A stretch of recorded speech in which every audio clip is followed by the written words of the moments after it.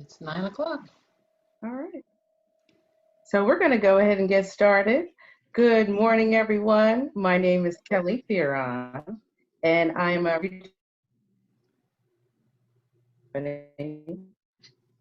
I've been in the industry for over 25 years, and I'm going to stop there and please ask you to take a look at my bio on the WOVA app. We have an absolutely amazing panel. Before I introduce them, I just want to take a quick moment and have a word of prayer. So, Father God, we come before you. We just thank you for your grace and your mercy. And thank you so much for giving Reverend Vision to pivot and the theme for this meeting. We're so grateful and thankful, Lord Jesus, for this opportunity to come together. We are thankful for the Ignite staff and how they have worked tirelessly day and night. We're thankful for all the women and participants that are able to join not only this session, as you and to our next as we pivot and move forward. In Jesus' name, amen. So everyone, if you're not on mute, we're going to ask you to go on mute, please, so we can really hear all of our speakers. So I have the pleasure of introducing our speakers. Before we do that, we just want to remind you that this session is Women Who Win at Work. We're going to have some dialogue.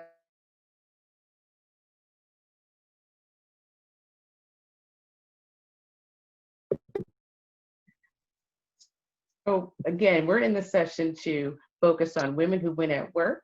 We're going to have some dialogue with the expert panel, some strategies, and really focus on how we can pivot to win, move forward. So first of all, let me introduce you to our one of our panelists, and her name is Tracy T. Buzz Busby. She has always served to help others maximize their fullest potential, both professionally and personally.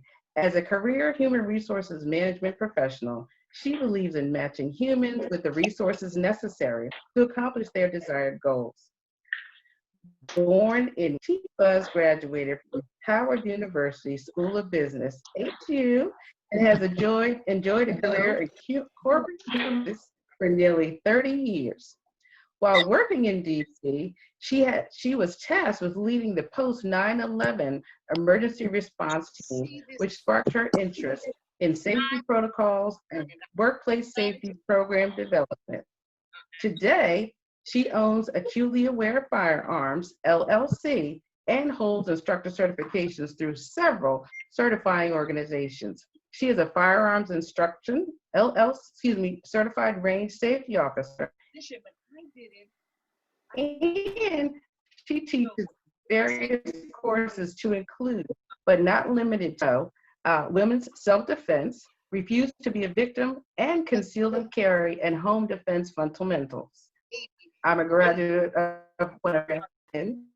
So my baby had turned into. She is also, we're going to ask you to mute if you are in this session. She is also a member of Women Shooting Chapters. As an important independent damsel director with Damsel in Defense, she works to equip, empower, and educate women about non-lethal approaches to personal safety, and through the company's mission, she works to help rescue girls from sex trafficking globally. Please mute your lines. Thank you. She currently serves as a mayor's appointee on the Public Safety Citizens Advisory Board. In her spare time, she volunteers as a mentor to young adults working in corporate America and aspiring entrepreneurs. She enjoys music, traveling, and learning outside of the box. She believes in the power of prayer to guide her daily decisions.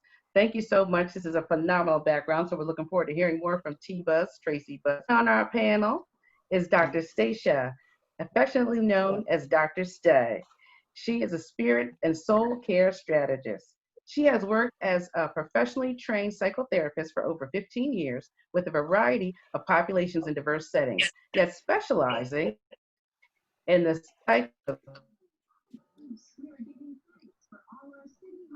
She's a passionate speaker who has facilitated a number of conference workshops surrounding male and female issues, mental health and self-care, spiritual growth and leadership development, everything that we need to move forward. She operates from a psycho-spiritual wellness model that teaches individuals, teams, and organizations how to recognize the historical underpinnings that have shaped unhealthy internal cultures, reframe cognitive constructs, and revitalize emotional health, and restore broken barriers to safe environments using practical methods in order to help others return to a state of wellness and proficiency. Sounds like Dr. Stacia has everything that we need to move forward. She also is an ordained elder at the Bethel Highway Church of Christ under the pastoral leadership of Overseer Bryant Knight. She is the founder and chief visionary officer, CV Enterprises LLC, two faith-based subsidiaries, Harper Christ Ministries and SKW Counseling and Consulting. She is a state licensed professional counselor in Pennsylvania with a bachelor's degree in psychology from Delaware State University, a master's in mental health counseling from the Alliance Graduate School of Counseling, a master's in divinity from Alliance Theological Seminary, and a doctorate degree in clinical psychology from California Southern University. Dr. Stacia is a native of Wilmington and currently resides in Pennsylvania with her loving husband, Andre Wilkins. So those are two of our three panelists. And although we don't see her on the screen right now, we know she's going to be joining us. Dr. Brandy Baldwin will round us out. She is the founder. Oh, good. We can't see your picture. Can't wait to hear from you.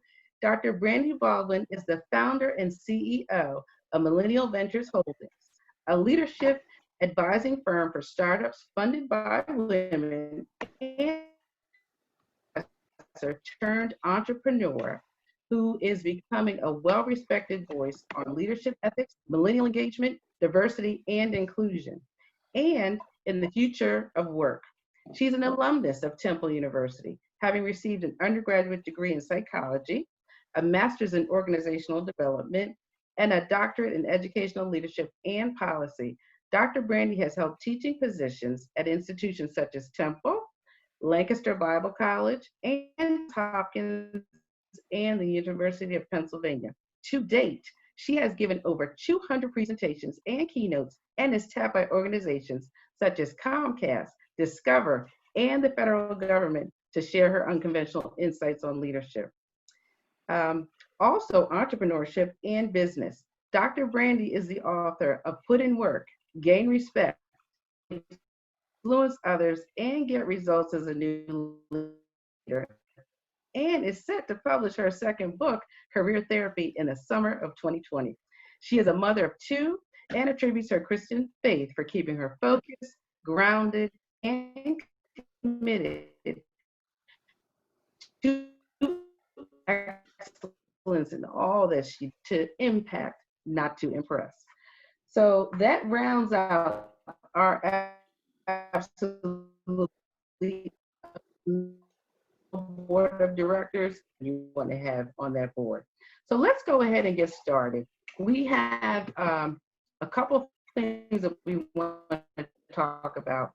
First of all, in terms of the panel purpose, we're really here to talk about, a little bit about microaggressions, but we want to focus in on how do we pivot? How do we move forward? How do we use logic? Those are the areas that you're going to really hear from our panelists in terms of their subject matter expertise and examples.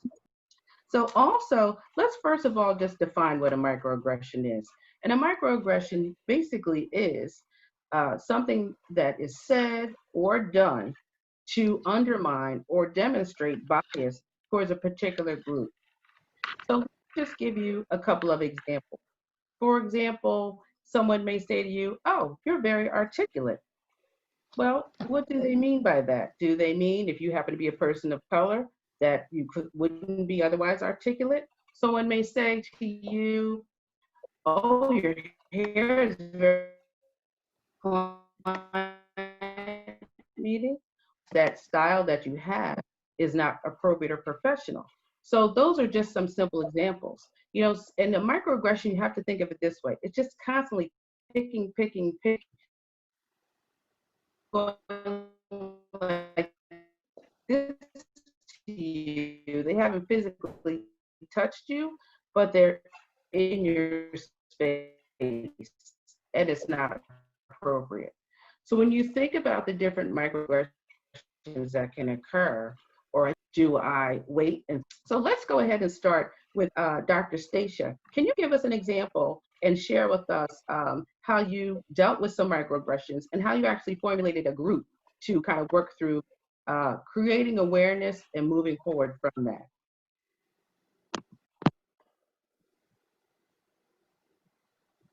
Dr. Stacia? Microphone. My bad. Good morning, everyone. Thank you, Kelly.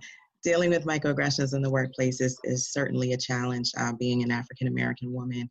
One of my stories is quite interesting. I was working as an operations director, and I was partnered with the executive director, who was a white woman at the time, and she tended to be pretty demeaning and very picky about, certain things. But I just thought, at first it was her personality. And I noticed that she could be very dismissive, of me, because she also noticed that I was younger than her. Black don't crack, So she noticed that I was younger than her. And I noticed that she would have meetings without me. That was one of the first signs. She wouldn't invite me to meetings, and I would find out at the last minute that I wasn't invited. I would walk in on a meeting that I should have been in. And she and I, sat down, and we established some ground rules for our working relationship together, and things that we expected of each other. So we had that established, and then she goes on to do things like this. So the turning point for me was when she and I were facilitating a training for interns who were coming into our organization. And in the middle of the meeting, I had a portion of the presentation that I needed to do. And in the middle of what I was talking about, she just interrupted and said, okay, well, we can deal with that later, because obviously she's not certain about the history of our organization. And she did that right in front of the interns. And all of the interns literally turned around and looked at me. I was the only woman of color in that room. And I was furious. And she said, I'll just take it from here because I'm more aware of the history. And there was nothing wrong that I was saying about the history. So after that, I chose not to address it in the middle of the meeting, and I chose not to address it right after the meeting. I decided to take some time to take care of me because I was livid, and I did not want to, feed into the stereotype of an angry Black woman. So I consulted with some of my friends who also work in corporate. I prayed a lot about what I should say and if I should address this. And the next day I went in, and she and I had a meeting first thing in the morning. And she totally glossed over, the training. And I said, there's something that I would like to address with you. And I recounted the event, and I mentioned to her, I said, I was highly offended by what you said. It was very unnecessary. And you and I established some working rules for our relationship, and you violated those rules. And not only did you violate those rules, but you violated me. And I said, that is something as your partner that I will not tolerate at all. No emotion, no angry Black woman, all facts. And she sat there and started crying, which was amazing to me. So I said, and she said, I am so sorry, I didn't mean to hurt your feelings. And I said, it's not about my feelings. I said, this is about a partnership. And I said, your tissues are behind you. You can go ahead and grab one if you need a minute, but we're going to continue to talk about this. And we continued to talk about it. And from that day forward, she respected me a bit differently. And it never happened again.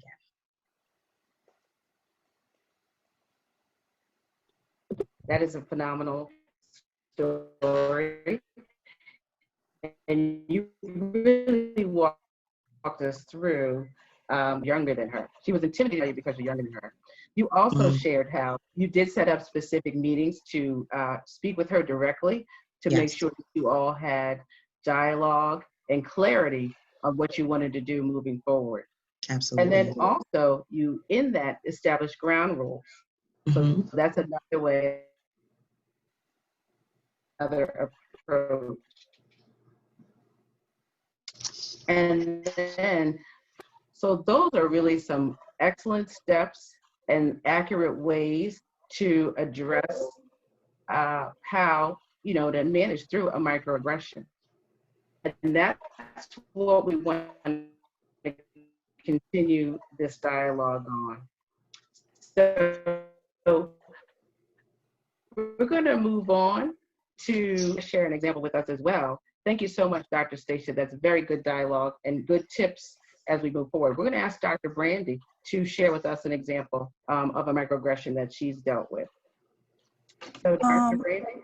Sure. So I'm going to take a little bit of a different, not necessarily one scenario in general, but I would say, when we are women in the workplace and you think about how people perceive you, you should always be gathering information. I call it intel. People are always giving you feedback intentionally or unintentionally about how you're showing up, how they perceive you. And so if people are interacting with you in a way that's inconsistent with who you believe you are or how you want to be treated, then that tells you some information.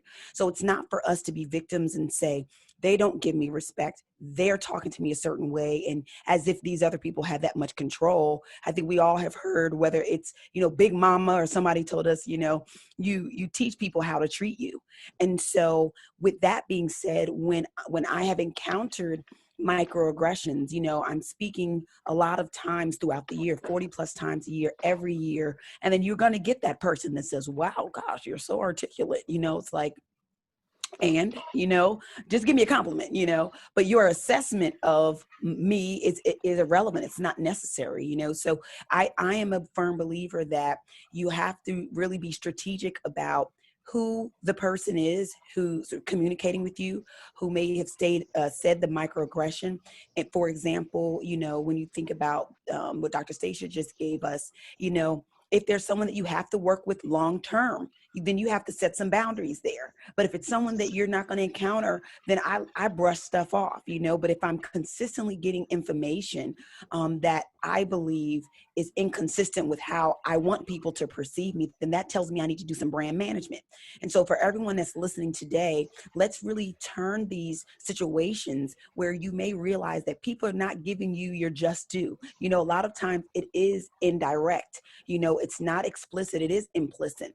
And when you feel that, there's something about who they are, or there's something about how I'm showing up that essentially is giving them the signal that they think it's okay to cross this boundary, then it's for you to work through that process of, number one, is it worth me even saying anything? Because sometimes you don't have to address everything. You take it, you're like, I noted, duly noted, and you work it out on your own. Or is it something that you need to address, and how can you adjust? So many women, especially I see in the workforce, we want to just show up and be our full selves. But at the end of the day, you can do that, but strategically, your full professional self, your full self that is going to afford you opportunities. And so it's not about being fake or phony or putting on, but in certain environments, sometimes I have to turn up the PhD words because I know that's what they want, give the people what they want. In some environments, I got to turn up the church because people need to cook that collection plate to go around, so it's for us to have the emotional competence and cultural competence to be able to assess the environments that we're in and be willing to adapt and adjust on the fly. But when it comes to those specific microaggression situations, just to balance out, the first response that Dr. Stacia gave us is, in some situations, some of you are going to have to sit down and call some people out, and you can think about, hey, you're calling them up, not calling them out. You're calling them higher. You're setting a boundary. And then other situations, just gather that information and figure out what you're going to do to change, because refining your brand, refining how people perceive you, I love it. I live for it every year, especially Q4. This is your opportunity to figure out, how do you want to show up next year? And so in that sense, that's a valuable way that we can kind of view these microaggressions. But flip it into something that can help us on our side, things that we can control. Because quite frankly, especially being Black in America or being a woman of color in America, there are things that are thrown at you all the time. And so it's not for us to keep score. It's us to say, now that I know that this is maybe a reality in this current setting, how do I need to show up to make sure that at the end of the day, I get what I want. I'm not distracted by it, but I'm going to use this. We have to earn our stripes, and so I do believe in sometimes making those a learning moment for others. But in some instances where that doesn't make sense, you take that in and you make those adjustments and set those boundaries, with the different relationships that you have. Dr. Brandy, exceptional. Thank you so much for a very thorough and a broad overview of dealing with, microaggressions in different contexts and strategies that you recommend that we can actually overcome. You mentioned how sometimes you will just let things roll back because it's not worth speaking about. You also mentioned elevating the person if you do need to speak with them about it. So logic and then also strategy. What's there on your brand? We know we've created our brand. We got to sell our brand and we have to own our brand. So again, I thank you so much for, providing that really good feedback. One of the things you also mentioned was knowing how to dialogue and when. There are times when you and Dr. Stacia have to put in the PhD words because of who you're interacting with. There are times you may dialogue a different way. And, one of the things that I love about T-Buzz, and she does this all the time, she's so knowledgeable about her space and her field. So I'm going to ask you, T-Buzz, Chastity, be it at human resources or in firearms, which oftentimes can be a very male-dominated space. How have you leveraged yourself, your knowledge, your background to be able to overcome and not get caught into microaggression? Good morning, everyone. So, from the HR perspective, it is very analogous to the firearms industry. When you're teaching women, especially, not only how to shoot a firearm, but how to protect themselves.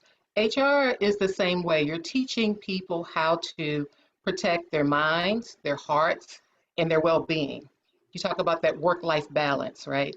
And so when you are having to learn about protecting yourself, the first thing is really situational awareness. When you walk into a room, you need to be aware of who's in the room, what they're saying, and how they're treating you. And most importantly, like Dr. Brandy said, how are you presenting yourself? What are you bringing to the table? The fact that there are men and women at the table, to me, has nothing to do with anything, right? How they perceive you is one thing. How you set yourself up to be perceived is quite different. So you want to absolutely set boundaries for other people and set expectations as well.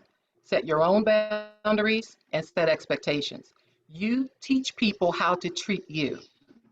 So if you're in a room, powerhouse in the room, and you know what you're talking about, you're not concerned about how other people, if you're bringing your A game, how other people are treating you is very important, but you also know what you're talking about and you know how to deal with that. So what you need to know also is understand what offends you. Some things are inappropriate and some things are offensive. They're not always the same, right? So every fight is not worth it. Do you want to be right or do you want to win? And so you need to think about what's worth it. Now, there are some things that happen in a room that you may not choose to pursue, but you want to make note of it. Because if this continues to happen, you want to know exactly when it happens, begin your documentation process. Because if this rises to the level of going to HR or directly going to the person, you want to be able to have your facts, because time lapse memories get old. And, trying to think about what somebody did and trying to remind them of what they did, and most importantly, how it made you feel. Because everything that offends me might not offend you, and vice versa. So sometimes we're third party, there are third party offenders. You see something happening to somebody else, it's not your story, but you've witnessed it. So be a good witness for other people. It doesn't mean you have to get all involved. We like to go, girl, you should go and tell somebody what happened to you. They may not have perceived it that way. So don't be the person that starts and stirs up all the drama, but see how it's offending you. And then you may want to take this person to the side and just say, if they are coming to you as a confidant, you know, I felt some kind of way about them saying this to me, then you're able to coach them appropriately about documentation and using the resources that are there, going to HR if they're not comfortable going to the person.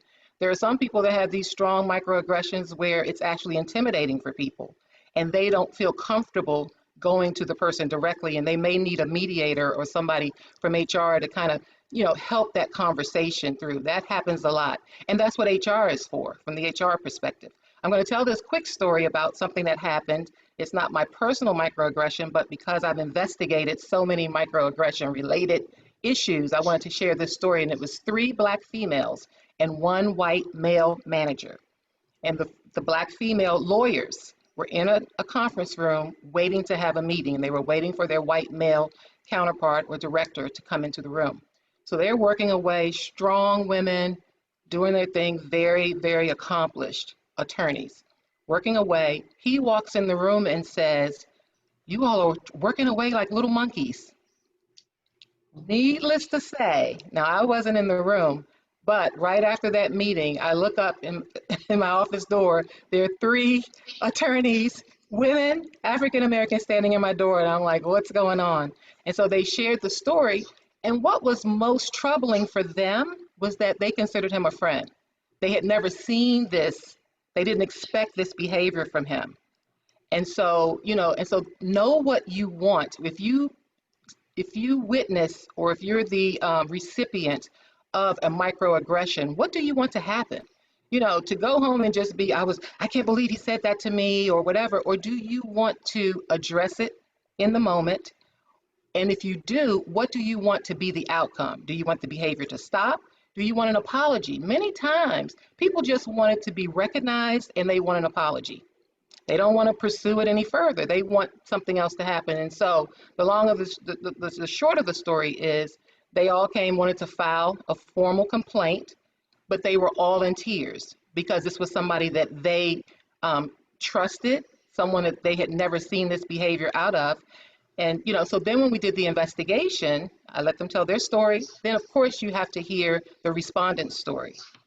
And he was mortified. He did not know that was offensive. At least he said he didn't. He didn't understand that would be offensive to 3 African-American females, 3 African-Americans, period. And so when I explained, so then I had them to meet with him one-on-one to explain their feelings, how each person perceived it, not in a group. I wanted them to deal with their microaggression experience individually with the aggressor, if you will. And he was in tears. He was in tears. And so, of course, he apologized, but then I sent him to sensitivity training, and we never had a problem again. But, sometimes, just be clear about what's offensive and what's inappropriate, and then determine how you're going to get your power back. If you're going to let you go home and go to bed and be upset about it, have that feeling in your stomach when you go back to work every day, I have to encounter this person, then you need to deal with that some kind of way. And I'm sure we'll talk more about some of the things that you can do to deal with that. Thank you so much, T-Buzz. That was just really an exceptional time I hit agenda, it takes me off. We do appreciate all of the detail that you shared with us and gave the specific example. Several things that you mentioned, you really did focus in on, how we need to determine for ourselves how offended are we from. We need to think about our feelings, think about the perception, really don't sway others to kind of come into this, oh, it's me, or this, negative, working environment, if you will. So appreciate you providing all that dialogue. You talked about bringing your A game, which is really important. And these are some of the things that we can do away from whatever we feel, offended us. But I also like how in the scenario that you gave, you specific individuals talk to one another and had the individuals see how the comment was made was offensive, was inappropriate, and then move forward even with the training. And I think earlier, Brandy mentioned, leveling up or speaking up or coaching or advising. So if we can think about maybe some microaggressions that have occurred and, maybe we didn't handle them the best way, but those are some helpful tips right there that can move us forward in terms of how to manage through it. I'm going to now share just a quick scenario of my own scenario, own situation. And I'm going to ask each of the panelists to share from their perspective what they think could have been done differently. So I worked formally for a company for about 10 years and was promoted several times in a short period of time, 6 times in 7 years. And then senior leadership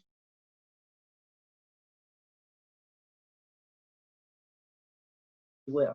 And even though there had been some microaggressions along the way, my brand was so strong, the work was so strong, there were really no challenges. But things started to occur. I actually had an opening in one of my sales teams, and I wanted to hire 2 women of color. My director at the time said no. They both had their MBAs. They were more than qualified. Then I wanted to hire a Latino gentleman. Same thing, more than qualified. They were former President's Club winners and so on and so forth, had all the experience, said no. Then I hired a woman, and I actually gave her the offer. And because she asked for, rightly so, a base salary increase, and she was working on a project at a former company, and she wanted to have a little bit more time to close it out, which I agreed with. My director had me renege that offer because he didn't think she deserved the increase in salary or needed to take the time to close out a former project, which I felt was completely professional. And then eventually the position was filled, and it was filled with a Caucasian male, a white male. So clearly I had some issues with regards to that. That's one example. But fast forward, in my business unit, I was the only one of color in sales, marketing, in human resources, in operations, et cetera. There had been other infractions with other business units, and there were some women of color that, did actually eventually file some lawsuits. So the company made a decision to have a workshop on microaggressions.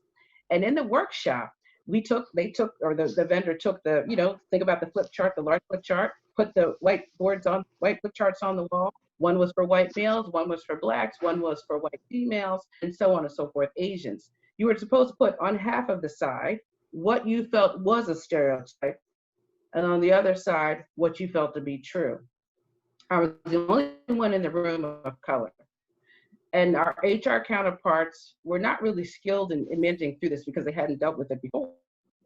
Read for blacks, it had lazy, athletes, angry, and I could go on and on and on. And I could feel internally, I was already at a weakened state, if you will, because there was a lot of things that occurred that I chose not to speak on. And I was at that moment deciding if I was going to stay or leave. So that was part of my decision. And then I had some stuff going on personally as well. So I needed to be in that job for a little bit longer. So all said, what I noticed was emotionally, physically, and mentally, it took such a significant toll that I literally took time off and stepped away. And I made my decision to start interviewing with other companies. Fast forward now, I'm with the company very well. But I can tell you, when I step back and reflect a year later, I should have spawned quite a few things, but I chose not to because my brand, if you will, there had started to weaken because of the change in leadership. My brand and my internal board of directors had since left the organization. So these are some of the things that you've got to think about. The logic that I would traditionally work on, the strategy and the execution, I didn't have all those at the ready. So I'm going to pause there, and I'm going to actually go to Dr. Brandy And, if you kind of heard my story, just think about some of the things I mentioned. What would you have recommended, hindsight's 2020, where I could have perhaps managed things differently so I didn't have that emotional, physical, and mental toll? Absolutely. So a couple of things just right off the bat. I think that, when we are in the marketplace, right, we're working somewhere, we are providing a skill in exchange for, money. Okay. So you're there to do a certain job. So we need to really make sure that all of us, you understand your rights first and foremost. You have to be very educated, because if you don't know your rights, you will sit and be tormented by an employer, by a toxic work environment, and you really legally have your rights. I've worked with clients, and there's favoritism, there's blatant open favoritism, bias. There's no rhyme or reason for who gets a promotion or not. And people are saying, help me. And I say, help yourself. You need to know, the laws that are in place specifically that are made to protect you, right? So I always say, educate yourself, and some people say, well, now I'm afraid of retaliation because if I do this, well, guess what? How bad do you want it? How we keep complaining about systems and broken systems and disenfranchisement and all of that. But when it really comes down to it, the majority of the people that, I've encountered when they're given an opportunity or a choice to say, go ahead, take it all the way. You have a case. You have then the money and then the this and that. Well, guess what? We need people, and it's not about being litigious and everybody's going to sue somebody. But guess what? This is America.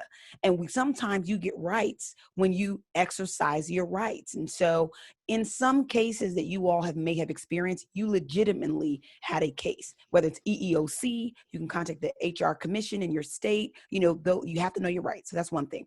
Now, if it's something that's subtle, right? Because sometimes you're just in a dysfunctional environment, it's interpersonal, people are just backstabbers and, it's on the personal side.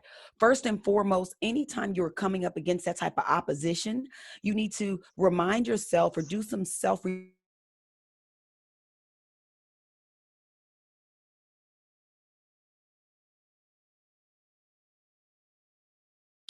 a gorilla. It's laughable. It's laughable because you don't even know my grace, my gifting, my blessings, my this. I know who I am. So you can't allow people to knock you off your square. You ever heard when people say like it's all about what you answer to? So it's certain people. I act like I'm deaf in one ear. If you don't have the right tone, I'm sorry. What did you say? I didn't hear you. They'll say it again. I'm not sure what you mean by that. I'm not even going to engage with you until you bring this up to a modicum of respect that you would want someone to give to you. So when you're able to be firm in your identity and who you are, some of the warfare, because sometimes that's what it is, that you're experiencing in the workplace, right? You can buffer it that way. The second thing too is, you really need to start thinking as soon as I get opposition, because I'm going to use those type of terminologies to describe this, even though it's a workplace context. I'm immediately saying, what is the lesson? What do I need to learn? Because guess what? If it's repeating itself, that means I failed the test time and time and time and time again. And so for other times, you may say, gosh, when I was in a dysfunctional, toxic work environment, I was trying to fight the system. But this time for you, Kelly, your new and next level of response was like, you know what? I'm gonna call it. I'm out. Thank you guys. I'm gonna move. So, and for some of you, you quit too early. You're like, I'm out. I can't take this. Y'all throwing me off. But that was your opportunity to fight. And so when you think, and by fight, I'm using that in general because y'all like Dr. Brandy said we could swing the hands on Monday when I come. Don't do that, okay? Some of y'all are on edge. It's election week. Y'all ready to go. But can I get my gun? How fast can I get the gun certification? Because Dr. Brandy said y'all ain't gonna have me with a lawsuit. But I say that to say, really, what is the lesson? You have to sit back, take pause. We all have emotional triggers. I think we've all done it where we've made an emotional decision and we're like, if I would have just, let that breathe for another day or two. So, to wrap that up, Kelly, what I would say is, do the assessment. Can I roll out? Can I move? Not that I'm quitting, but can I maybe just slide to the left and find a better environment, protect my mental health? Is this something where, wow, legally, just for others, for the other women that are out there, I'm going to have to go through it because it's not about you winning. It's that you set a tone and set a precedence for that company, that manager is going to shut their mouth next time because that manager just cost them 6 figures, So we really have to see what our role is in all of this and be strategic. It's all strategy. And at the least bit of it, You know, again, I said this the first time, but we got to earn our stripes. You have to. People want education, but they don't want transformation. How do you get better at dealing with high levels of warfare in the workplace if you don't deal with higher levels of warfare in the workplace? I'm like, bring it on, because now I know how to fight that fight. COVID-19, we're going to go into 2021 so resilient, y'all. We ain't never been in a year, a presidential, whatever this is supposed to be. There's so many things that we have learned that if it's something happens in the future, we're like, got you. In 2020, I fell apart. You know, 2020, I was nervous. Now, this seems a little familiar. And I realized how I failed at dealing with this the first time. So this time, how can I adjust my strategy? That's all this is about. And that's what resilience is. Resilience isn't having an easy time, an easy life. Resilience is getting the hard knocks and being like, okay, on to the next fight, you know? And so I think for you, Kelly, even how you dealt with it, it's a learning experience. That was a season. And even with you sharing your testimony and your story today, that's what it's all about. It comes full circle and helping others, you know. And so you took the L for us, but we thank you that you did that, because through that experience, we can avoid other situations that, you know, will take some folks out. You know, our mental health is important. So I'm sorry, y'all. Let me start. This is a panel. I'm cutting my time off, but I just wanted to get that out. Dr. Brandy, we love to hear from you every single word. We're writing copious notes, and I appreciate everything that you shared with us. Several things. Number one, and sometimes, and I would say, just my example, just for the panel, really, I knew my rights, but I was so emotionally, physically, and mentally set back, I wasn't executing my rights. You know, have our self-reflection, know our gifts, and you know, be blessed in our gifts. You know, really also understand and ask, what is the lesson I'm supposed to be learning here? And you have to make a decision. To Dr. Brandy's point, am I going to stay and fight for the other sisters that may come behind me? Well, I was trying to pull them in, right? Or am I going to move on? And I'll tell you, 2 other women in 2 other business units did make a decision to file a lawsuit, and they did move. I had to decide for myself in that moment, at that time, what would litigation require in terms of more emotion, you know, more physical, so on and so forth. So to Dr. Brandy's point, I did make the decision to step away. But I'll tell you that the organization now has a woman of color at a VP level. Now they've got diversity and more formal training. To T-Buzz's, you know, example earlier, where she actually sat the individuals down and explained to them what they were challenged with. So Dr. Brandy, thank you so much for all those tips and tools. We're going to take it on to our additional list and just see, you know, in addition to what Dr. Brandy stated, you know, from a human resources standpoint, you already kind of touched base, could have been executed at that time, even with dealing with the emotional roller coaster and the physical challenges. Mm-hmm. So what I didn't hear you say is, if you did go to HR and document anything through HR officially, even if you decide to leave, HR needs to have that information, because if you're coming to them secretly, sharing your dismay, and somebody else is coming, then that may be the red flag for us to know that there's a problem. If nobody ever comes forward, we don't always know that there's a problem. Some HR people don't have a pulse on the organization. We are the pulse of the organization, but some don't have their finger on that. So we need that feedback so we can handle it. You know, we don't need people walking away saying, that's a terrible company. They don't know how to deal with Black women in the workplace. Well, if we don't know, we can't help you. If we know, we can definitely help you. The other thing that I wanted to say is, sometimes, like Dr. Brandy said, you're there for a season, right? Everything is in a season, and then you have to realize what the lesson is, and then leave and go find your mental health, your mental stability. It's not nothing. Nothing is worth your heart, your mind, your well-being being impacted. I don't care how much money you're making. I don't care what you're trying to do. You have to practice self-preservation and self-care first. You're not going to be good for anybody. You had to probably go home, and you go home with this burden on, you know, this backpack of shame and guilt and hurt and heart, and you know, your family has to deal with that, and you have to deal with that. So sometimes we get to a place where I've had enough, or this is no longer serving me in the way that I need it to, because you're bringing something to the table too. You know, don't be there and be discounted. You want to take your strengths to somewhere that's going to approve it. You know, it's almost like it's going to approve of it. Now, it's almost like in being in a bad relationship. You know, you're in a bad relationship, somebody's treating you like crap, right? And then you know when you get to that next relationship what you're not going to tolerate or what you don't want. So sometimes you're going to be someplace to know what you do, what you want for the next thing and what you're not going to settle for. The other thing I wanted to say is when I interview people in my HR career, it was always interesting to me that candidates never really asked about the culture of the environment. They were so interested in the job, but they never really talked about what's the culture here? How do you handle certain situations and give scenarios? So I think when you're going in the workplace and you're interviewing, you should be asking these questions, and you should also know what team am I going to be working with and who are they? Have you had any, issues? How do they interact with, the staff and things like that? Because that will help you know if this is the right match for you. Sometimes we get so blinded with wanting this, that next level, that next level. With that next level comes a lot of responsibility, but you want to make sure it's a good place for you, that you want it to be a mutual fit. You're bringing something and they're bringing something. It needs to be a mutual fit. So I think that what you did was right. Anything that you decide to do for you and for your mental health is the right answer, right? You don't have to make exceptions, or you don't have to make excuses for anything that you're doing. I should have stayed. I should have fought. Yeah, you did what you needed to do. Now, exit interview, if you had one, then that's the time to share, not so much I'm leaving because I was treated this way. This is what I would like to leave you with for the next person that takes this position. You might want to consider this, this, and this.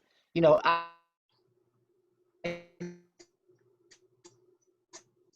see where you need to do some work here and here, and then move on to something that's going to serve you better, because you have a lot that you're bringing to the table.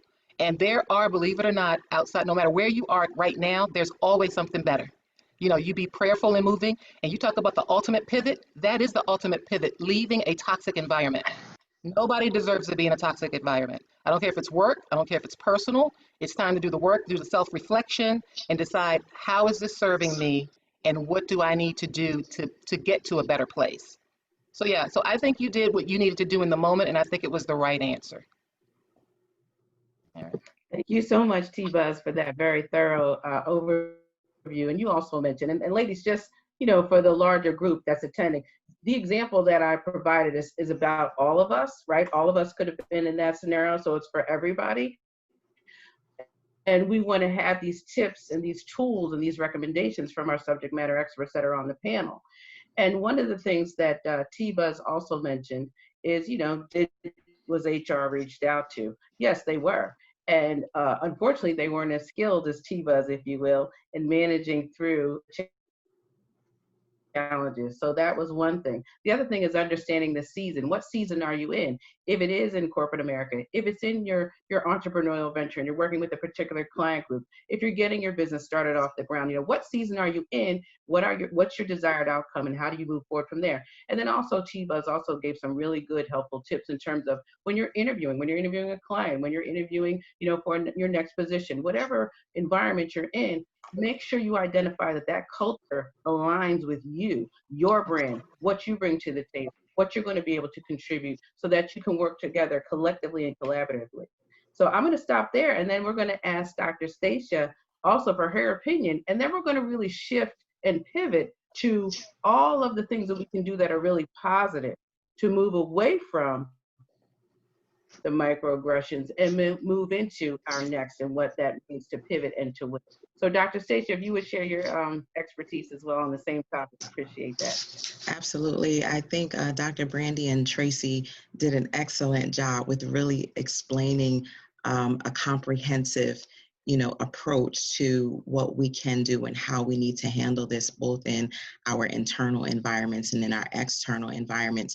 I do believe that you did make the best decision for you, because what was happening to you is essentially, it sounds like you were really experiencing some racial battle fatigue. And, that's just a cumulative effect of all of the things that you had to deal with at work. And, to both of their points, questioning who I am, what is my brand, in this. But I would also even say, what is your ultimate goal as far as your career is concerned, and how much are you actually invested in this particular role and in this particular organization? Because I think that will also determine how you decide to handle a situation like this. Dr. Brandy mentioned, sometimes you got to take the L, and we look at taking the L as a loss. Let's look at taking the L as a lesson. So sometimes you got to take a lesson for the win. Some people say you take a loss for the win, but you take a lesson for the win. And look what happened. You were able to be revitalized in your emotional health. That was a win from the lesson. And you and the organization was also able to have a win in the way of diversifying their workforce at the executive level. So there were 2 wins that were happening right there. And because you decided to pivot in your direction of wellness, they were able to pivot in their direction of diversity. So I think you did well in that, kudos to you for that. However, for those of you who would stay, let's say that you are invested. Let's say I'm not ready to leave yet. Let's say I want to fight. I just got to this company, or overall it's a great company to work for and I'm just not ready to give up. Then I'm going to give you a 4-point strategy that you want to keep in mind that is very much research based. When dealing with microaggressions, number 1, make the invisible visible. So even in the example that she gave, and she noticed that, what people were saying about Blacks being lazy, being this or that. If I were in that room, I would have called that out. And I like to say we need to create call it out cultures where we call out exactly what we see at the moment that we see it. And we begin to have these difficult conversations, because what we have to realize is with microaggressions are precipitations to race talks. That's really what they are in the positive sense. They begin race talks. So make the invisible visible. The next thing is disarm it. Disarm the microaggression. Well, all Blacks aren't this way. I'm not lazy. Or I noticed what you just said. Bring to conscious what is being described here. You don't have to just take it. You can have a dialogue. That's what this is about. The third thing is educate the offender. We all have our own, what we call unconscious biases or implicit biases about certain things. So educate them on, well, this is how Blacks work, or maybe these are some things that can hinder Blacks in the workplace and in your view, cause us to appear lazy, but this is actually what's really going on in the workplace. And the last one you always want to do is seek external reinforcement and support. That's through HR, that's through your supervisor, that's through, finding allies within the organization, people who you can talk to and connect with and who can vouch for your credibility, just in case anything pops off. So if you are in this position and you are willing to fight, make the invisible visible, disarm the microaggression, educate the offender, and seek external reinforcement and support. Dr. Stacia, excellent tips. Thank you so much. I've written those down. We'll make sure that we put those in the recap in the chat so those individuals can go back and reflect upon them. You mentioned making the invisible visible, and really it allows us to also stand in our space, stand in our gifts, stand in resiliency, as Dr. Brandy mentioned earlier. Also really disarming, bringing it to conscious. And that was done, for example, at the time, but as you stated, and sometimes people just, gloss over it, as Shebaz mentioned in her very early example. And then educating the offender. Now the organization is at that point. And then finally, seeking external reinforcement.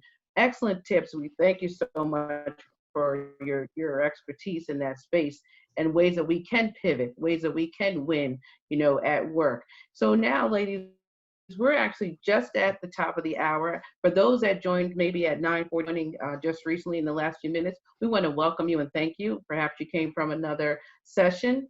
This is uh, Women Who Win at Work, How to Pivot and Forward. So we've got a dynamic panel. We've got T-Buzz, Tracy Busby, who has an extensive career in human resources as well as director in firearms instruction and also a safety business, acute damsel business, where she's a director as well. We've got Dr. Stacia Wilkins, who has a phenomenal background in extensive therapy and clinical work. She's got her own business. She's an ordained minister, so just amazing. And Dr. Brandy Baldwin, also an entrepreneur. I think she started her first entrepreneurial venture when she was either 8 years old or 8th grade. I forget which one. But just an amazing doctor as well, and a brand subject matter expert. And she's 40 under 40 and multiple awards. And what can we do to pivot to our next? What can we do to pivot to win at work? And the scenario that was provided, stepped away, was able to be blessed with a new position, and now reporting to an executive director and a vice president, with a broadened responsibility and also awards already achieved. That's just, a minor. But if we think about the tips and tools, we want to focus on logic. That's really important. We want to focus on strategy. What's our desired outcome? And we want to focus on the execution. And in that execution, pivoting to win. So one of the ways that we can win, I wanted to mention this earlier. Black women, we are now at 40%,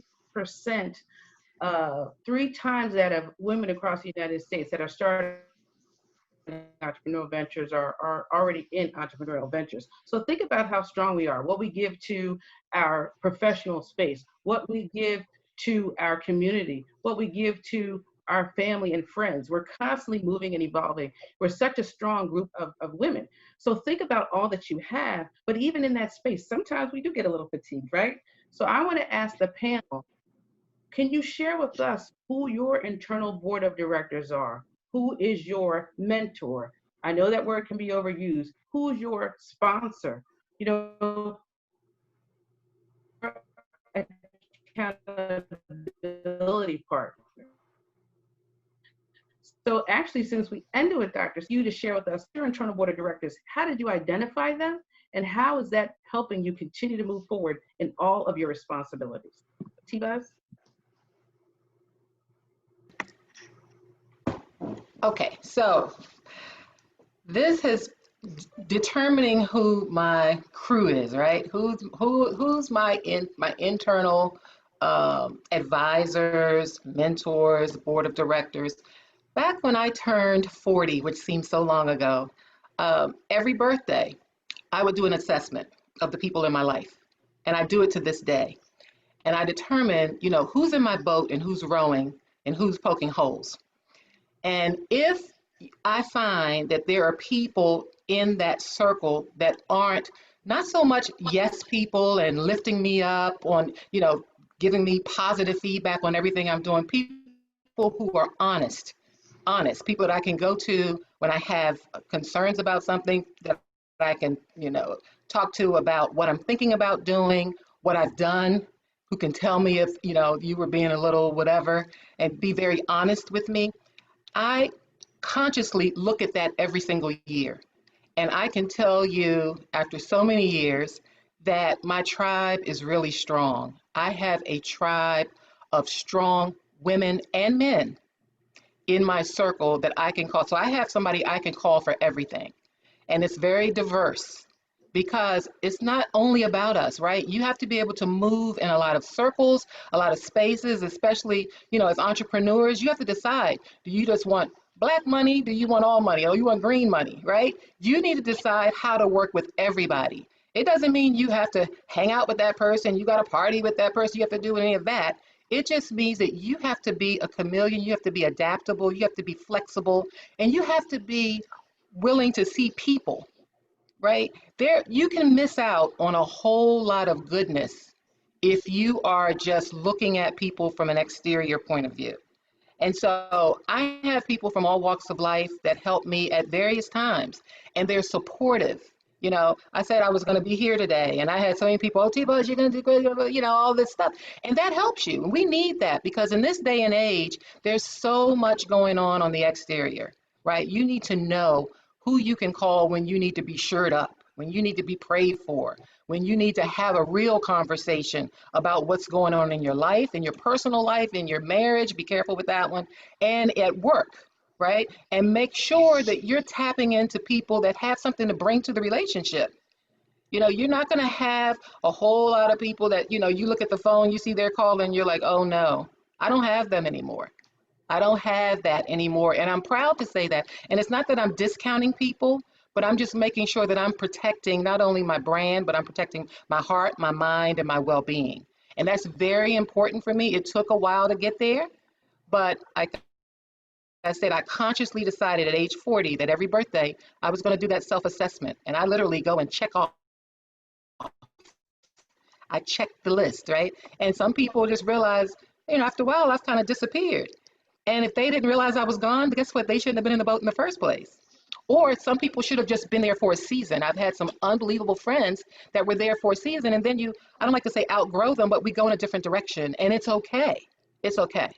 So I would say I have just a strong group, a strong tribe of people that are supportive in everything that I do. Not yes people, but that are honest and they bring their true selves to the relationship. And I appreciate that. And I show up for people.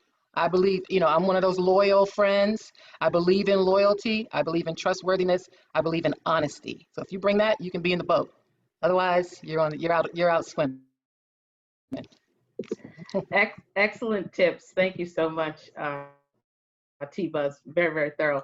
Love the way that you actually do an assessment annually on your birthday. That is just really, really powerful and really determining who should stay in or out of the boat and in or out of that circle, if you will. Also, like how you talked about, you know, the honesty, because with honesty brings accountability. And then we have to hold ourselves accountable to that continuous improvement, to the pivots that we want, to the wins we want. Do we just want black money or do we want all money? Because all money is green, right? So I think we can all agree on that. So very, very good tips. Thank you so much. I'm gonna move to my right, what I see on the screen, and that would be Dr. Stacia. You know, if you can share with us who is, you know, your crew, your internal board of advisors, and how did you make the decision? Yeah, I actually have two ways of answering that question. One, I've been extremely blessed to be connected to a diverse group of people that I actually met in college and grad school, and we still keep in touch to this day. So my best friend is an HR director. I have, you know, other people who are, you know, fighting these race wars. You know, I have other people who are also directors of advancement, you know, professors. Like, I have a well-rounded circle that I guess you can say I kind of inherited to some degree, and we stayed connected. So kind of to Tracy's point, you know, whenever I need to bounce something off someone, I have them right there. I know exactly who to call, who to email, and I get what I need, you know, for the most part. The second way that I would actually answer that question, that I've had to challenge myself into expanding, I guess, my internal board of directors, is to pay attention to the things that I don't want to learn. Pay attention to the things that I'm resistant to learning, and find out why I'm resistant to learning those things, or why those things are not important for me. Because what I found is the very things that I resisted to learn are the very things I needed several years later. So when I kind of do that assessment, T-Buzz, you gave me an idea, so I'm gonna start doing that every year. But when I do take an assessment of what I need in this space, you know, at this point in my career and how I am evolving, I'm looking at the things that I don't want to learn. And with those things, okay, who do I know or who do I need to be connected to that I can learn those things and begin to evolve even more and expand myself even more. The more you know, the more marketable you are. You know, the more skills you build, the more you enhance your knowledge base, your information, your wisdom, your toolkit, you become more marketable, you become more in demand. So I just really look at those things that I don't want to learn, and then I connect with those people and invite them, so to speak, to be a part of my internal board of directors, even if it is for a season.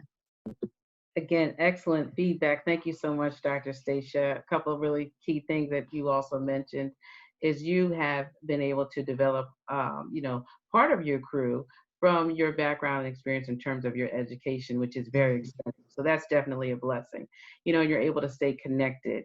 And I love how you stated also with all of the, that you have, also looking at and evaluating what you have maybe been resistant to learning or resistant to grasping, and then who can you be connected to that can help you elevate those skills. And most importantly, the constant skill development, the constant knowledge, having that really solid toolkit put together. That's one of the things that T-Buzz talks about all the time.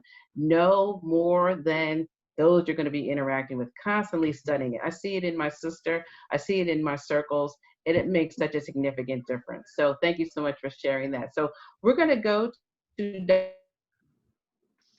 we've got about 7 minutes or so, and then at 10:15, we're going to take questions. So after Dr. Brandy gives us her feedback, we're going to go quickly back through the panel and hear from how they manage self-care, and then we're going to open it up for questions. So let's go to Dr. Brandy and ask you, with your background experience, who is your crew? Who's your internal board of directors, and how did you evolve at those individuals being in your circle? Sure. So I have a little bit of a different, trajectory. I was someone who really was caught up in my family's perceptions and opinions about me and what I should do. My friends' perceptions, one of those people that was asking, I secretly wanted, and I tell this story, but, I say that I used to suffer from what I call perfection, right? It's not a real word, but I just made it up. But it's like pretending like things are perfect on the outside, but you're ultimately faking it, So there weren't enough degrees, I got the bachelor's, I got the master's, I got the doctorate before 30 and still felt empty, still felt broken, and I was still seeking so much approval from others. My mom was pretty tough on me growing up. And so anything I did, I could do it better. This could be better. Your handwriting could be better. The cleaning could be better. Everything. But what it did was it kind of reinforced that I wasn't good enough at anything. And so although on the outside I was striving and I was, overachieving, it was coming from a place of not feeling like I was worth it or worthy. And so I built up a pattern of subtly seeking acceptance and validation from others around me for years. And so the way the Lord got me all the way together is, I literally lost, which was a good thing for real. But I lost so many, or was removed and detached from so many friends, all the way down to like no one. So, my lesson at one point was like, there's literally not one person you can call, okay? Because the ones that's left, you don't even really like them anymore, okay? And the other ones, you know now that they are not, you shouldn't trust their judgment. And, and so I spent the last several years with my number one mentor, my number one being the Lord. Literally, I'm going to bring questions. I'm going to fast. I'm going to pray. I'm not going to nobody else because smart people, quote unquote, will have you all the way down the wrong path. And I took that time and felt lonely and felt, like, man, it's kind of like, can I just test this judgment with someone in the flesh, But I really went through a season of tuning my ears, fine tuning my ears. So what is the Lord saying? What would he want me to do? What does the Bible say? What tried and true, time-tested wisdom can I get? And then once I was able to kind of build that foundation, I was able to now identify people, when you know of wisdom, when you are learned in a certain area, you hear it, it rings different. So when I'm hearing Tracy, when I'm hearing Dr. Sage, I'm like, it's 100% pure facts, authentic. This is wisdom. It's not intelligence here. And so, I learned now naturally, I began to be attracted to and connected to folks that I'm like, I hear it. I hear what they're saying. It carries more weight when you hear it. And so for me, I took a lot of time, really not having anyone, but I had the best person you can have. And being comfortable with, like, dang, I really want to tell my girlfriend. I really want to pick up the phone and be like, girl, what you think? But it's like, don't do it. Don't do it. And that built a muscle. And now, then after that, when you're able to find people, because here's the thing, if you don't have a solid foundation, you don't have the right filter to know what anybody is saying to you, if it's legit or not. You don't. And so stuff sound good to your ears, but half of the time people are telling you what you want to hear. It's like itching ears. They're telling you what they validate, because they can pick up that you really want to just, girl, should I do this? Well, girl, what do you think? Okay. And so there's one person who ain't going to lie to you, and that's the Lord. He going to hurt your feelings and be like, that's a no. Great. Looks like a great opportunity. That's a no, And so once I went through that process, I was able to build up my mentorship. Now, the other thing I'll say is I'm also one who I sort of take the lid off of and the concept off of, quote, mentor or sponsor. You know what I'm saying? I get mentored by TD. I've been getting mentored by TD Jakes for years. You know what I'm saying? Never met the man a day in my life, but I be on YouTube getting mentored. You know what I'm saying? Joel Osteen be mentoring me, whoever, Eric Thomas, there's so many people. And so for you all, some of us are waiting, man, I just need a mentor. Man, oh, I wish I had a sponsor, someone who can open a door. But you know what? If you show up and you're on brand and you have value and you're able to execute people, I have sponsors. I have people everywhere that are always opening doors and always being the plug all the time. I'm receiving mentorship today. Thank you guys for mentoring. You didn't know, but y'all are y'all are my mentors now, and so we have to reconceptualize these terms. And in the meantime, in between time, until you lock into someone in the flesh who can really be on that board of directors, don't feel lonely. Don't feel like you're missing some. Read books. I'm mentored by books. I'm mentored by, experiences. It could be something at the gas station. I'm like, oh, that was some mentorship. And the other thing is, I think too, when you're professional, we're looking for people with credentials. We're looking for people with some certifications. But I love, the old head on the block who just dropped some knowledge. They didn't even pass 8th grade, but they have wisdom. So I'm always listening for that. So for anyone here, if you've been feeling like you've been struggling to find that, or you need to plug into a certain network, or you wish you had a person, there are so many people around you. They're there. We're here. When you take time and invest time to be on a segment like this, that's your mentorship for the day. You have more than what you even realize. So, but for me, I wanted to just flip it a little bit, because there may be some people on that was in that lonely, dry season of like, there is not one person on earth. They love you, but they really cannot support you in the way you need. That was me. And it took me a long time to finally build up my my internal board of directors. And it's better now, because my internal board before was, they was directing me in a whole wrong direction. Okay. And until I stepped away and sort of cleared out all of the voices, I wasn't able to set a better foundation. So for sure. Oh, Dr. Brandy and Dr. Station, T-Buzz, we can listen to you all day. Amazing feedback. Thank you so much. There is no greater mentor than the Lord. No greater mentor. And you talked about really taking a step back and developing your relationship with the Lord. First and foremost, always, always, always, always. And of wisdom and listening to him speak to you and guide you and direct you. I mean, that's exceptional. So we thank you for that. And now we're going to do that. I want to ask you all in 60 seconds, if you can share with me quick tips and pearls on care. We give. We're running. And then sometimes we're depleted, or oftentimes perhaps, right? So how do we get that balance? One quick tip I want to share. I'm actually a member of the Girl Trek group, which is a walk-in group. You can look it up on Facebook, YouTube, wherever, and started by 2 Black women who are focused on radical self-care. and we walk every week. Now, we're not doing that because of the pandemic, but we just finished a Black History Boot Camp, and I know it's not just about Black with all of our roles and responsibilities, but it is something that is empowering. So I wanted to share that with you. All right, so who's going to start us off with self-care? T-Buzz? Okay, I'm going to start this off with just a quote that I often tap into, and that is, when people think you have everything, people don't think you need anything. And so,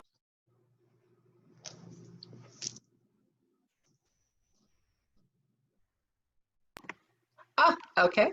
So I'm going to start off with a quick quote that says, when people think you have everything, people don't think you need anything.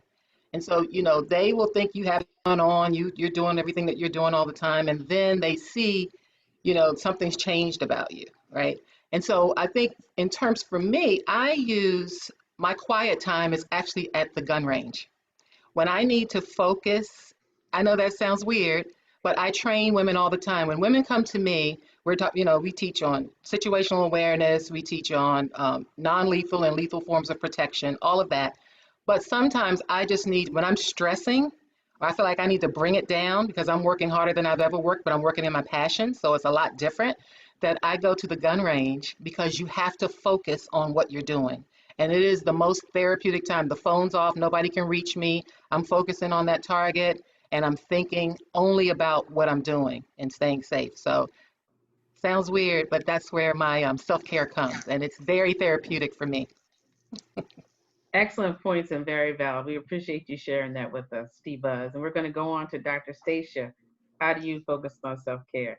Oh my gosh, I do a number of things. Deep breathing, setting boundaries is very important for me.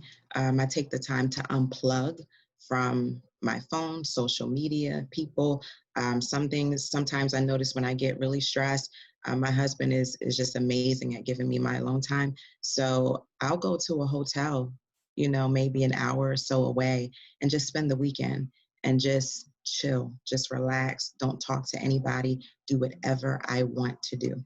I also have a safety plan, and I encourage anyone on here who's listening to develop a safety plan. And that's really a list of activities that you can engage in when you start to feel emotionally overwhelmed, and it prevents you from engaging in unsafe or unhealthy behaviors. Exercising is very important, although I'm not always consistent. But exercise is definitely important. And, kind of to Dr. Brandy's point, God is everything. When I tell you he keeps my mind on a regular basis, your spirituality informs your emotional health. And I think as a church, that's one of the mistakes that we have made in separating our spiritual realities from our emotional realities. They're interdependent, they rely on each other. So you must be plugged in to your source and able to tap into your resources. So those are a few things that I do. And one thing I will add, this is a little crazy, but it's totally fine. Travel is a big thing for me. So I love going places. I love going to exotic places. And this pandemic has totally messed that up for me and my husband. So I'm struggling with the fact that I can't get on a plane and see palm trees and beaches and travel. So what I did find, though, I had to figure out, how can I be creative in this moment? So I went on YouTube and I found this guy. It's actually a bunch of guys. They literally get in their cars, put their phone in their dashboard, and they drive through whatever city you want to go to. And it's quiet. You can see everything in that city. If you've been to that city before, if you haven't, and it's international, it's in the United States, and they'll drive for like a half an hour to 2 hours. And it's so relaxing, and it's a point of escape for me. So if anybody needs to get away, that's one way that you can do it if you can't get on a plane right now. But that's how I take care of me. Excellent. Thank you so much, Dr. Stacia. Again, some really good, helpful tips for self-care. We appreciate you sharing that with us. So we're going to turn it over to Brandy. And Brandy's got another commitment. So after Brandy gives us her self-care comments, she's going to have to depart. And we're sorry to see her go, but I highly encourage you to look her up. She's got an amazing website. She's on YouTube. You can see some of her interviews. Absolutely phenomenal. And don't forget, her book is coming out in summer of 2020. So I'm going to turn it over to Brandy, and after she concludes, we'll open it up for Q&A. So Dr. Brandy. Sure. Thank you guys. To duty calls. So it's one of those things, but I appreciate you all. Self-care, 3 things. Prayer, prayer is number 1. Just getting that quiet time. Number 2, unconventional, but I trust y'all, not going to judge me, but colonics. If you know what a colonic hydrotherapy, okay, cleans out your small intestine. Keeps my energy where it needs to be. It's so great. So if you can find someone locally who, they have the machines, and it's not as weird as you would think it is, but that has been a self-care practice for probably 5 years now, and it's changed the game. My skin, my energy, my just everything. So colonics. And then baths. I'm going to soak in an Epsom salt bath. My Jamaican grandmother, all she used to do was putting stuff in the bath. I'm like, what are you cooking? Are you marinating something? Seasoning for yourself. But a great bath, which really is, it's the bath, but it's also just the time to pause, the time away. I lock my kids out of my bathroom because, the kids will walk right in. My son, I have a 6-year-old. He one time when I was in the bath, he full blown walked in the bathroom and take all his clothes off and was halfway jumping in the bath with me. So I learned lock the door. But I think that nice soothing bath. So those are the 3 things really in terms of self-care that are on my regimen every month, or every couple of weeks or whatever. And of course, prayer daily. But those will be mine for sure. Thank you so much. Oh, you're on mute. You muted back again, Kelly.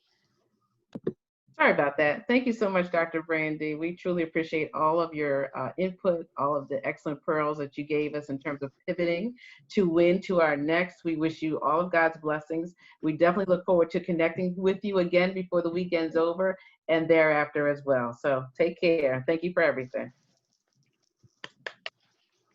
All right, ladies. So we're going to open it up. I would just ask you yourself off of mute, and you have our 2 panel experts here, T-Buzz and Dr. Stacia. So one at a time, if you want to take yourself off mute, we've got about 10 minutes per question. If you're not speaking, we'll ask you to keep yourself on mute. Again, had that plan and executed it, and he's one of the most qualified election lawyers in the country.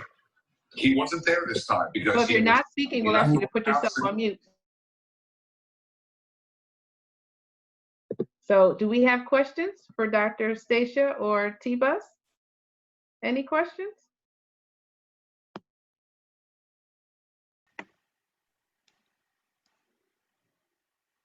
Any questions, ladies? I don't know, George, but what I will say is that. Looks like Kim might have a question, but she's got a lot of background.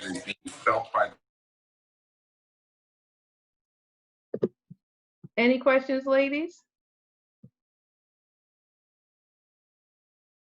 Some of the most difficult legal issues. Okay, well, if we do, technology makes us agile and flexible, does it not? Always, always, always. So let me just say a couple of things. We want to, thank so much all of the participants. We hope that you walked away with some really key tools and tips for a myriad of things. Number 1, if you're facing or have been dealing with, think about things logically. Should you speak on it? If you speak on it, what would be the outcome? What is your desired outcome overall? So think about logic, think about strategy, and think about execution, and really how you'll pivot. In addition to that, we talked about having your crew or your internal board of directors, those that you can really tap into on a consistent basis that will hold you accountable, that you can get advice from, that you can share from. You don't want to have a situation where you're constantly putting in, into a 10-gallon tank and only getting 5 gallons back. Think about who's in your boat. Are they poking holes in your boat? or are they keeping you, sailing quite nicely? Think about the constant importance of always studying, always learning, always elevating your skill level so that you can step into any scenario, be it in your entrepreneurial business, be it in your corporate environment, be it in whatever environment you're in, so you can stand strong and what you bring to the table, able to move forward in your goals and your desired outcomes. Also, be very, very strategic about your brand. You know what your brand is, and if you don't, take some time and figure out what is your brand. Create your brand, develop your brand, own your brand, and sell your brand. That's so critically important. So those are, really those are just some of the tips and the tools that we received from our amazing, amazing panel and speakers. I'm going to stop right there and ask T-Buzz and ask Dr. Stacia, what are just a couple of things that you want our session attendees to kind of walk away from in this particular time and away from this session that they can really execute and pivot and move forward in their next? So T-Buzz, I see you took yourself off mute, so you'll go first. Well, what I would say is take this time, take the information, and really do a deep dive on yourself. Do a self-assessment about what in your life you feel it might be out of balance, what's not feeling right at work, and find the courage to take that next step. That next step may or may not be addressing it directly, but at least start to document what the problem may be so that you can then start to begin to make this plan of action, whether it's an exit strategy or maybe it's I'm going to confront this now because I feel more empowered by what I've heard today. I think I now know what I need to do. So start to begin to do that self-assessment and come up with a plan so that you're not in the same place that you started, that you're able to make some progress and you're able to get to the passion that you need to have with your job. And if you're not in a passionate job, if you're not doing something that you absolutely love, start to put into place the things that can get you there. HR was my passion for almost 30 years, and I never thought I would find anything that was more passionate. And now I'm still matching, HR is matching humans and resources. I'm still matching humans, just different resources. And I absolutely love what I'm doing by helping to empower women, teaching them about confidence and courage and bravery, and to get them out of this basement mentality so they can get back to living their best life. That's what I would say. Thank you for the opportunity to speak with you guys. Thank you so much, T-Buzz. I highly encourage you all to look up T-Buzz on Facebook. She owns the Acutely Aware business. She's a director and firearms instructor, Again, just an amazing background with regards to human resources. And also, she is an amazing networker. So if you need a resource, she's got arms everywhere across the globe, I'll say. She's able to connect so many people. So definitely you want to tap into her. You want to follow her. And you want to continue to, leverage this time we have together over this weekend and reach out to her for some tips and some just some suggestions on really excelling and winning. She is that person for sure. And then Dr. Stacia, do you have some final comments you'd like to share with the group? Sure, just some takeaways. Number one, validate your feelings. Your feelings are very important and they're pieces of information. So don't gloss over your feelings, even though other people may gloss over those feelings. Take care of yourself. That is so important. If you don't take care of yourself, you will not be around to do what you need to do, or you won't be around to take care of those that you feel you need to take care of. Seek allies in your organizations and within your life. Partner with people who can vouch for you when you bring concerns to them. Consider your options, in the workplace. Know your position and your power. That is so important. A lot of times when we deal with racial issues, microaggressions in particular, we are stripped or we feel stripped of that power.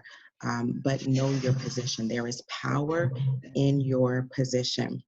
I liken in the workplace dealing with things like this to chess, because chess is all about strategy.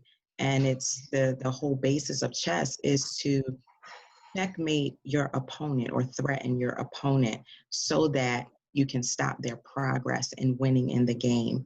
And one thing that I will say, we are a resilient people by nature. Embrace your resilience. Don't worry so much about checkmating the person, but let's checkmate the stereotype. That's what's important in our organizations. And lastly, be excellent at what you do. Excellence is rarely refuted. And if you are excellent, you can always pivot to win. Dr. Stacia, it's fantastic. And I'm so glad that we had the opportunity to have you on this panel. Again, I highly encourage everybody to look up Dr. Stacia Wilkins as well. She her website, she's on all of social media. And remember, you know, as a soul strategist, I mean, she can go so deep in terms of helping us move forward. So I appreciate your comments, your closing comments. So grateful, so thankful. We truly appreciate everybody's attendance. We hope that you found really some important takeaways that you can actually execute and move forward with. And at the end of the day, one of the things that I like how Dr. Brandy signs off in excellence, and Dr. Stacia just said it, if we're excellent at what we do, if we're always focused on continuous improvement, if we're always thinking about and checking in with the strategy and moving forward, we can only win. So God bless everybody. We hope that you have a phenomenal rest of the time at the Ignite conference, and we look forward to interacting with you very soon. Take care and God bless.